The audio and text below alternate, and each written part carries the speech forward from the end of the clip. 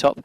Just to sort of remind you guys, Taco, pretty much one of the most consistent players in the ESL Pro League on the European side. I would argue one of the most consistent players in Europe in general, oh, really, absolutely, by what we've seen absolutely. so far. I mean, he's done really well, not only in ESL, but he's also done well at offline tournaments like Red Fight District and the tournaments that happen around that part of the world. He very much goes to all of them and either places top or wins them. He's a very, very solid player, and obviously here he is in Season 2, opting to try and do well. But like I said, we know a lot more about him than we do about ktop in ESL. We don't know what character ktop's going to play, which is obviously quite exciting. It's very exciting for us, really, always seeing a new player who's going to be pretty much rocking a character that we're not sure about just yet. Well, it's like we said much earlier on in the broadcast, right? Like, I like the fact that there are players that have obviously seen how Season 1 went. They saw the amount of money that was up for grabs. They saw, just how involved you could get, especially considering they are free to enter as well, guys. So remember, esl.gg/MKX Pro League for you as well to get involved with these. They are free, open to enter tournaments for absolutely anyone at all. So, if you've got an internet connection, you want to play some MK, get involved, and maybe you'll be on next week's broadcast. Well, I think that's the interesting thing about the Pro League is that it is online. It's done from the comfort of your own home. You don't really have to put much effort in apart from playing these tournaments. So we have a lot of players here who missed out on Season 1, didn't take part in Season 1, but really saw what people earned from the Season 1 finals. Obviously, like I said, we saw Sonic Fox take home $60,000 for the finals. Rio got second place, Pick of the Hut getting third place, and those guys all took home a really significant amount of money. And Season 2 really is no exception. There's $100,000 on the line in a string of 8 tournaments every single week with $1,000 by itself every week. Think about it this way, right? Like, if you're playing MK, you're probably playing it online anyway, right? So you may as well just do it for some money. Of course. Especially if you think, if you put a lot of time in it and you want to get to a competitive level, it's a really good way to also get practice as well. Like regular practice at a competitive level at tournaments. It does help, especially if you want to bridge that gap to offline events as well. It's a good way to get ready for it. In this button check, it looks like ktop's playing Predator. We haven't seen a Predator in the Online Pro League yet, because we haven't. Predator came out after Season 1 was finished, right? Yeah, these guys am I going insane?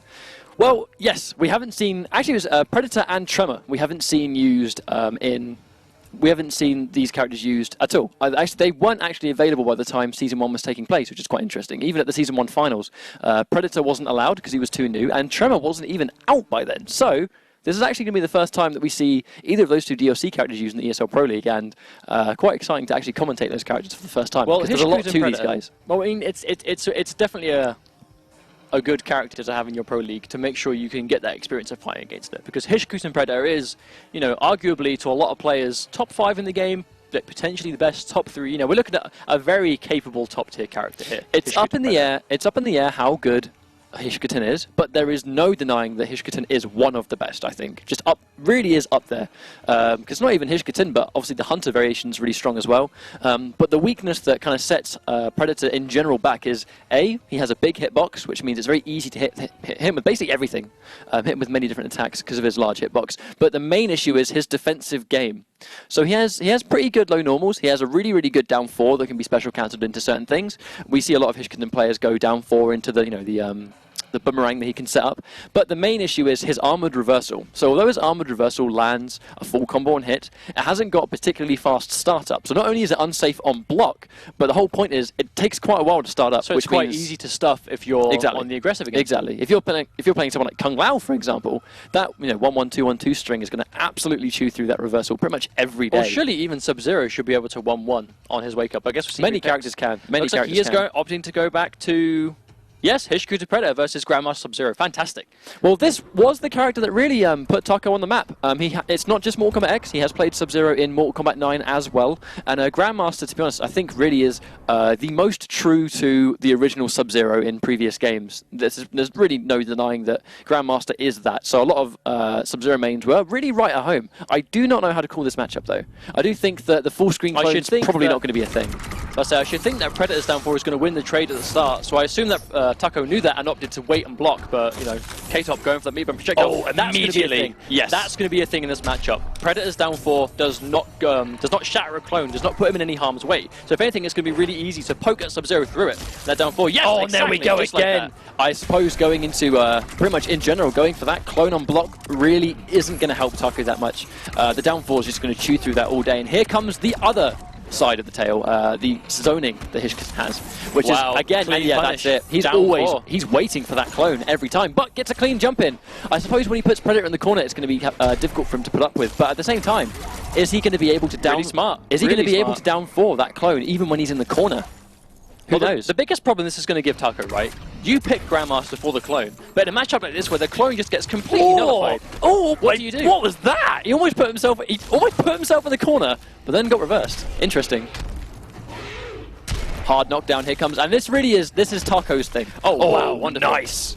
This is pretty much what Taco likes to do. Like many Sub-Zeros, pretty much entirely based around getting you in that corner. Lovely tech though, that saved him so much from the damage. Oh, Taco caught, no crouch blocking. Oh, does block that successfully though, and there's the wonderful counter poke from ktop. Just again, opting to go for the corner positioning as well, ending with Taco in the corner, drops the combo, but oh wow, challenges a wake up. I respect the attempt, however, because it hasn't worked out. He has so much meter, but he has nothing to spend on. He's getting destroyed in the corner right now. Wow, and just like that, game 1 goes to ktop, obviously assisted by the abundance of happy little trees in the background. Where did his health go though? Like, it was just 100 to 0 in like 5 seconds. He had a breaker. You could tell that he was waiting for something to break, like something substantial. Well, it wasn't big combos. It was literally just chips here and there, constantly of, crouching attack, down 4, but laser shot. Over and over and over again, every looked until time he was dead. Every time he got hit, it was almost like Taco was going, I'll just break the next hit because it's only a little combo. It's not doing that much damage. He's going to hit confirm it in something bigger, and it never came. It was small 4 hit, small 3 hit, small 4 hit. They were all about the 50-50s, either overhead or low shot, and his health was just gone immediately. So that was that's one of the factors, I suppose, of Predator. When he's got you in the corner, he's not, Grandmaster isn't the only character in the game Well, with a corner I game. 100% don't think we're going to see Taco go back to Grandmaster here. Like, that matchup clearly is more trouble than it's worth. The clone is completely nullified. That's what you pick Grandmaster for. Maybe a variation change. I don't think I've seen Taco play anything apart from Grandmaster before. Cryomancer did get buffed. True. Cryomancer did receive some... He has changed to Tempest Lao though, which is, to be honest, it is a decision I completely agree with. It's just, you're a little bit more mobile here. You can punish things arguably a little bit better. You can armor a lot more gaps for full combos. Oh, Taco already cornered now by ktop. Oh, it's not helping him that much right now. ktop put him in a really good situation. Oh, nice! Actually, very unfortunate whiff for ktop, but completely capitalized there by Taco, getting a clean jump in, and he's going for a grab. I think these kind of little risks and staggers, we may start seeing ktop. Oh, lovely read down the teleport. We might start seeing ktop go for some more reversals, I think.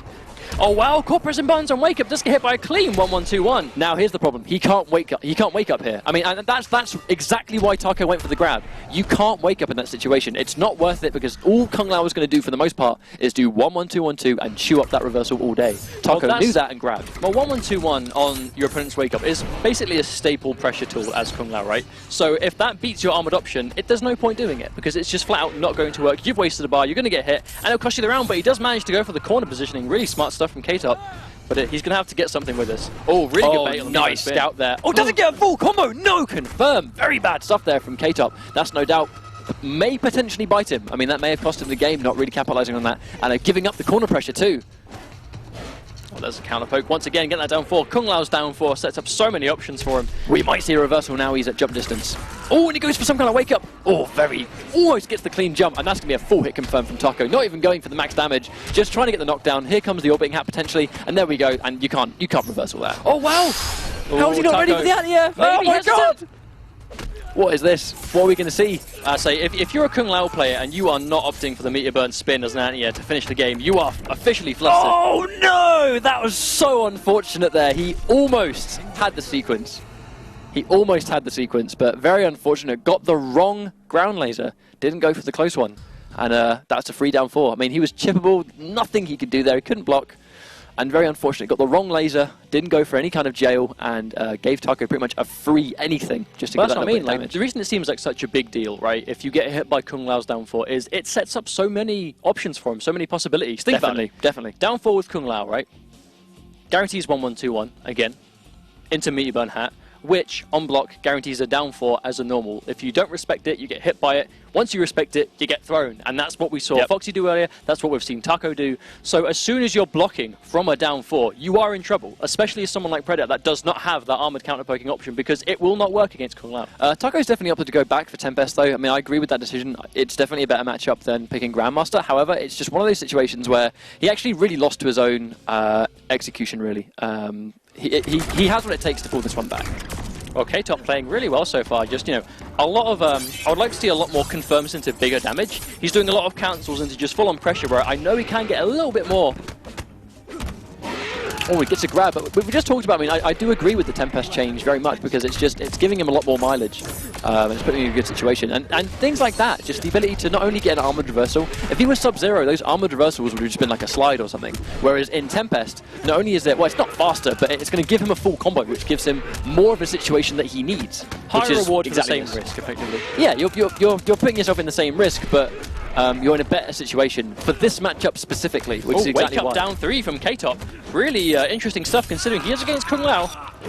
Yeah, well, that's the thing. Normally, if you're waiting for a wake-up attack, the wake-up button press can be quite legitimate, because if you know they're waiting for a reversal, you get to press buttons. But I'm not sure this is one of those matchups, because Kung Lao doesn't need to care about your reversal. I think we need to see ktop be a lot more tidy with his inputs here, because he's getting hit by a lot of crouching pokes in situations that he really shouldn't be getting hit by. Oh, and he punished a really unsafe teleport with down 3. That could have been a full combo. Again, no anti-air challenge. Oh wow, really good stuff. Oh, again, no confirm. There's a lot of drops there. I mean, this is the first time I think we've seen ktop actually in this top 8, so, you know, we don't know how he's going to be able to... And another drop. Very unfortunate. I mean, ktop, at this point, really kind of losing it for himself. He's getting some really good hits, but he's just leaving damage on the table, and he's getting spanned for his trouble. Not only that, but Taco has 2 more bars, and he does the slightly late button press. A very rare occasion where that reversal actually did help him out. Wow, Taco opts to break. Really wants to take this game. Oh, wow, ktop caught sleeping. Not going to punish that teleport. Oh, and the jump combo. He gets the whip, and he gets a wake-up grab. Amazing tech, but he's still in it. Is he going to go for a spin? Who knows? What is going on? The whip throw, and that will be round to ktop. Wow, what an exchange. What was that? That was weird, but a good situation there for ktop. One of the many scrambles that you see, but a good situation for both players. Does unfortunately drop that 2-frame link, again leaving damage on the table, giving ktop the escape he needs, and Taco not really ready for those anti-air spins. Oh, and another drop on that 4-4, and ktop ready. Wonderful interrupt. Realizes he's dropped the combo, free punish. Now Taco is in the corner. Oh wow! Nice. 1-1 to challenge. Well, he knows that's not a ridiculous frame trap there. You can press buttons if you get a good read on it. But I mean, we're not seeing Taco go for many anti-air spins, and I think ktop, he saw that 1-4-4 drop, went right. If he drops it again, I'm going for a reversal, and Predator's going to get a full combo. But speaking of a full combo, ktop again dropping another his punish. clean jump in though as well, unpunished by Taco, but Taco does manage to get him, but throws him away from the corner. Tries going for a high there. I mean, although Kung Lao was actually... Oh, nice neutral jump punch. Although Kung Lao was quite minus after all being hat, if you go for something that's really high and he does a down 4... And no punish! Wow. What is going on? Oh my days! What? I don't know what to say. I don't know what's going on. Let's just keep talking and one of them will win. And he gets hit. Caught, press the buttons. It's a weird situation. I don't quite know how to call that though. I mean, you've got a meter burn spin which was whiff punished, attempted with a meter burn back forward 4, which was a launch, but it was missed. Well, it was mistimed. We just talked about scrambles. For those that may be unaware, that may or may not have been a scramble at the end there, ladies and gentlemen. For those that may be slightly new, I guess these tournaments, scrambles are. I don't even know if that's the legitimate word. It's the word we use. It's when you get a bit razzle-dazzled and you don't really know how to continue the match. It's a situation where your sort of muscle memory betrays you, really, more so just in the stress that tournaments can put on you. A situation where, you know, 100 times over, if you're fighting someone and you see a meter burn spin, you'll be like, I punish that all day, every day, for free. But in a tournament setting... Would you have done it with a back forward Predator, though? It wasn't really... It wasn't the timing, it was the wrong attempt. But it's like I said, I think sometimes it's just these little things that you try and do. When the tournament pressure's on you, it can escape you sometimes, and that's exactly what we saw. But Taco did actually coming out on top there, and ktop has opted to go for Raiden instead.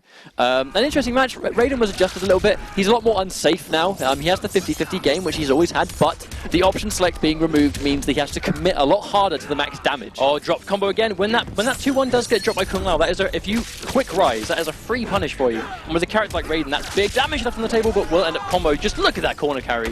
Raiden's corner carry is disgusting. Oh, and he drops the combo again, and again, ktop ready for that. Getting the full combo from the shocker. Taco had to break to avoid big damage.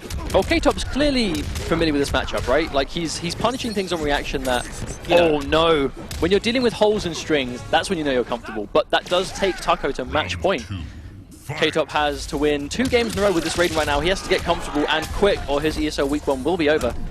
Oh, and he gets challenged there by the down 4, but the down 4 very, very quick there, catching him. Meter burn orbiting hat. Nice bait, but in the down 4, I mean, that's the thing. Shocker is a high. You can low profile it with down 4. Pretty much, this is... The down 4 that Kung Lao has is almost pretty much the bane of Thunder God's life. Almost everything Raiden has is a high, and the down 4 that Kung Lao has is a very good low. So you can pretty much almost abuse that all day. Raiden really has to just respect that option all the time. A 9-frame low that leads into so many possibilities, and you don't really have the normals to contend with it. So your only option is to sit there and blocking and maybe wait for a whiff punish. But if you're doing that, you're blocking, which is what Kung Lao wants you to do. I mean, this does seem very difficult for Raiden with the way the game currently works out. I think it's also the fact that the main way you can kind of deal with Kung Lao is try and really enforce something that he must respect or must hold. Raiden can still do that when he has you in the corner, however, those options that he forces you to take are just as even more unsafe. I mean, Taka was stand blocking there, that may have been it for the match, but unfortunately he does miss space that, and he will go home. I mean, powerful stuff from ktop to get this far. Week 1, top 8, not a bad feat by any means. He was one of our new players. He was one of our new players. That also means one of the first to miss out on the money, as everyone who wins the top 8 will be securing themselves at least $100. Well, that's the interesting thing, how we start from top 8 now. And that pretty much means that when we start from top 8, every single match that you see at the beginning, you're playing for it at least $100. And we talk we talk about the money. It's not just the money; it's also those placement points. But the first side of the bracket is decided currently. So Foxy will be taking on Taco. These guys have had a Tempest mirror before. Foxy has beat Taco basically every time they've fought in tournament.